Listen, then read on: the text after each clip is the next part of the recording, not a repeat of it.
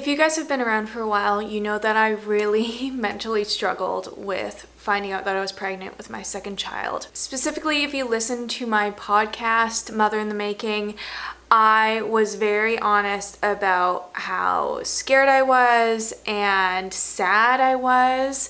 And so I thought it'd be fitting if I kind of give you guys an update now that my baby is one year into it, how everything has gone, my expectations versus reality. I did re-listen to that first podcast episode, Pregnant and Afraid, if you want to listen to that if you haven't heard it before, just to be reminded of where my mindset was during that time and just reflect on that and talk about how things have gone. Before we get into it though, I do want to thank today's sponsor, who is Momcozy. I have two products to share with you guys today. One of them is their S12 Pro wearable breast pump. With my first child, I was a manual pump girly, and now I'm all about the cordless electric pump because there's just no time to sit with a manual pump these days. And I do mostly, I call myself exclusively breastfeeding, but I am, I guess, not exclusive because I do like to throw this in the mix so that I can have some freedom back. I've mentioned before, once a week I like to go out and just have a night to myself. And so with the S12 pump, I'm able to throw this on during the day, pump some milk so that later in the evening when Josh is with the kids, I have some milk to give him to give to Finn while I'm out having my recharge time. The S12 in particular has a double flange system so that it's spill proof. You don't have to worry about leaks. It's small, as you can see. It's discreet. The whole thing fits in your bra, which is really nice. There's no cords, no outlets needed. It's all just simple and easy, and you don't have to think about it while it's going. And it's really nice. It only takes an hour and a half to charge, and that lasts 5 to 6 sessions. This is definitely a must-have for me this time around to get, like I said, a little bit of my freedom back. The next item is the 1080p high performance video monitor.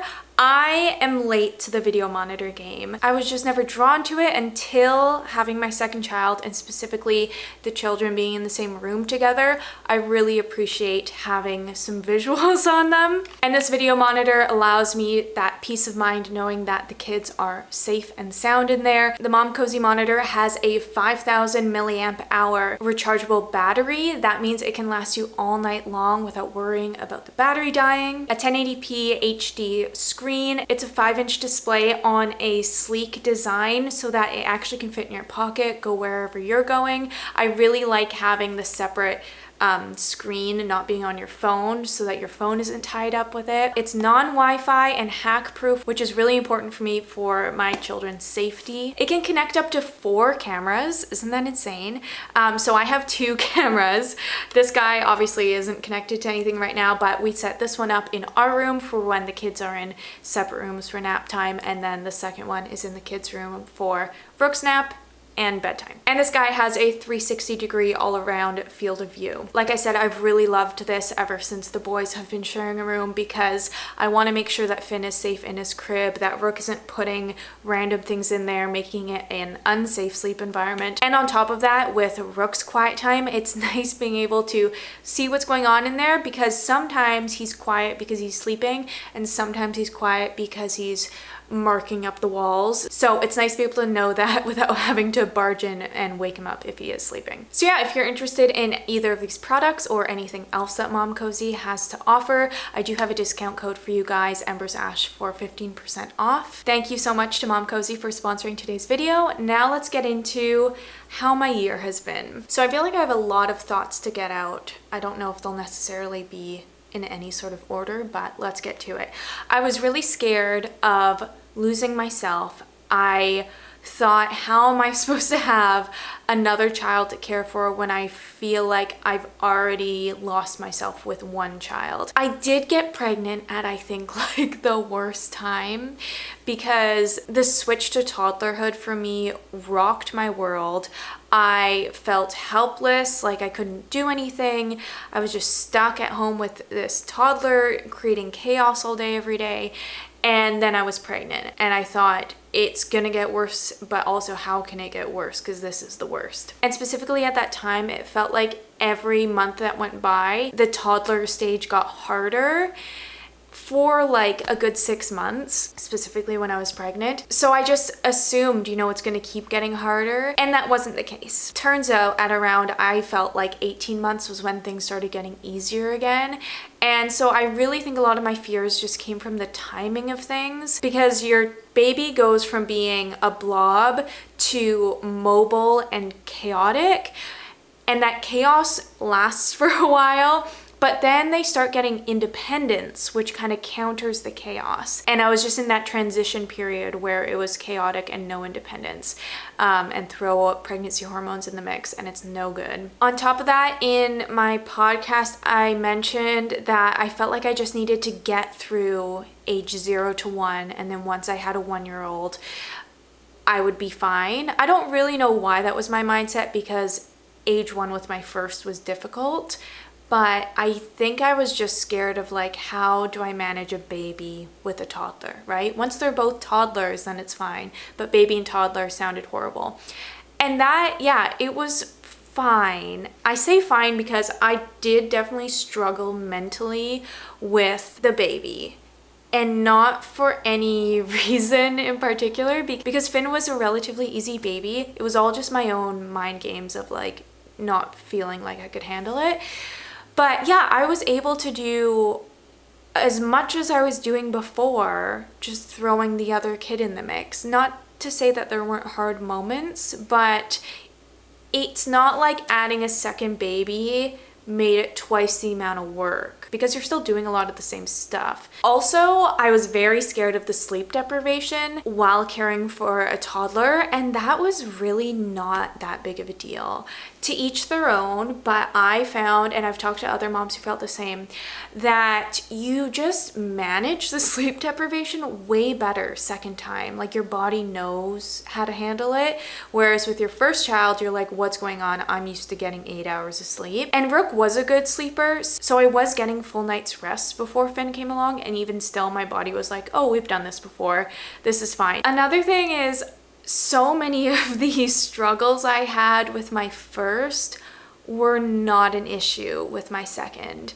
And, I'm just now entering the toddler stage with Finn, but I remember being really frustrated and just having a hard time already at this stage as my new toddler started exploring the world. And I think a lot of it has to do with, I already have a baby-proof home. I already know what I'm getting myself into, but also Finn has someone to play with. Like, he's not getting into so much stuff because he has a friend to play with most of the time. And the only times he's really like causing chaos, you could say, is when Rook's down for his nap, or, he's just not around. So yeah, I really thought it would be twice the effort and twice the disaster. And things have only gotten easier. Like, Rook's easier now that he has a friend, and Finn is easier than Rook was at the same age because he has a friend. The age gap, I do love, and I expected to love the age gap because they're just, they're 2 years apart. Honestly, I think it would be nice if they were closer in age, but did I want to get pregnant with a child under 1? No, but also maybe that would have been fine. I don't know. It's hard to say, but I do like that they're close in age. I wouldn't have wanted to wait longer, but I also don't want to do that again because being pregnant with a 1-year-old sucked. Our family does, I think, feel whole. Not to say that we couldn't add another child. You guys know right now I feel like we're done with 2, but who knows what's going to happen in the future. But a lot of my reassurance when I was sad and pregnant was, we want to have a second child. I'm just scared to do it. And I'm obviously so grateful I did it because our family feels so happy and complete and just, what it's supposed to be. Like, we weren't the type of people to just have one kid, so this had to happen.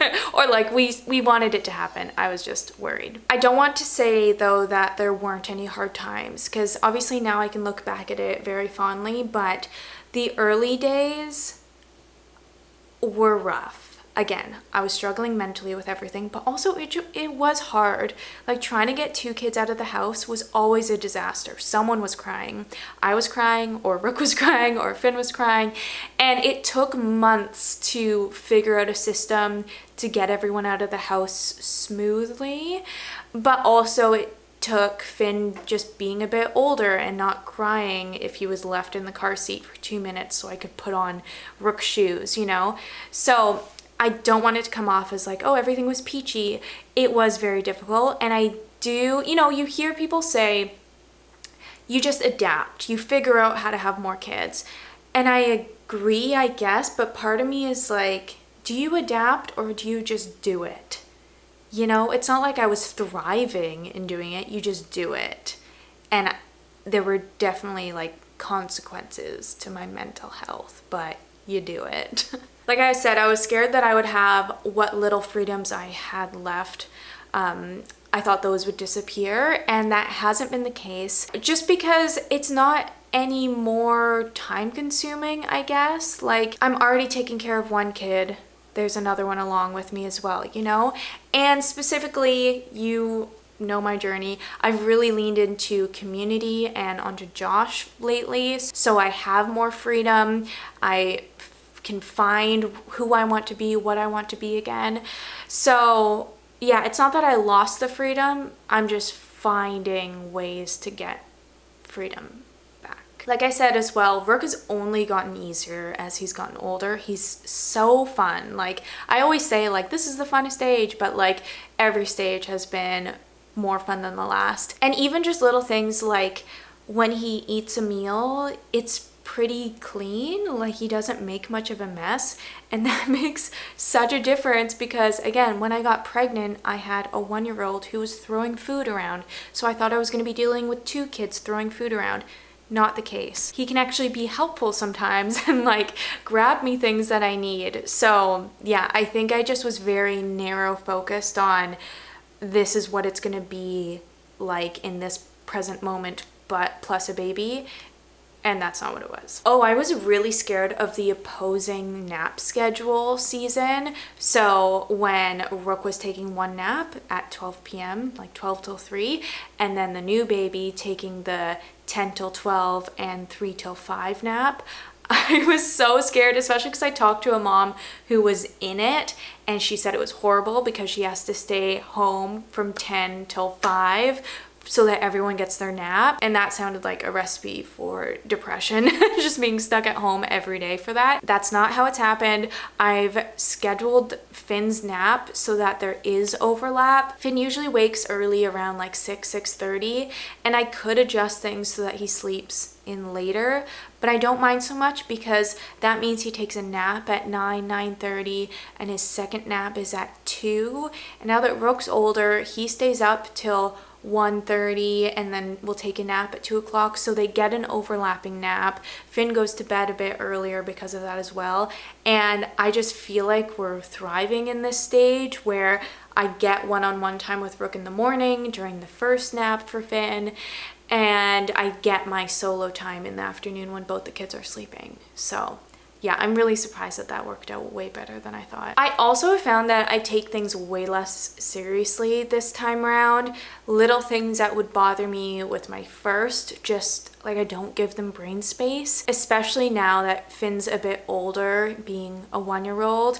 I just like put the boys in their room to bed, and whatever time they fall asleep at night, they fall asleep is fine with me. Because it doesn't affect what time Rook wakes up in the morning, or Finn really for that matter. So if they stay up till 9 p.m. laughing together, it's fine. Whereas I feel like with Rook, when I just had him, I was so worried about bedtime. And it's like, why worry when like it's not going to change anything? I kept saying in that podcast too that this feels like a sacrifice, a short-term sacrifice for long-term gain. And that really is what it was. Like, again, don't get me wrong, I had a very hard time with that pregnancy and with those early days with the newborn. But now I feel like I'm thriving and I would be so sad if we only ever had one kid. So it did really work out in the end, and I'm making this video just to encourage you if you're also pregnant and afraid. Like, this is the follow-up of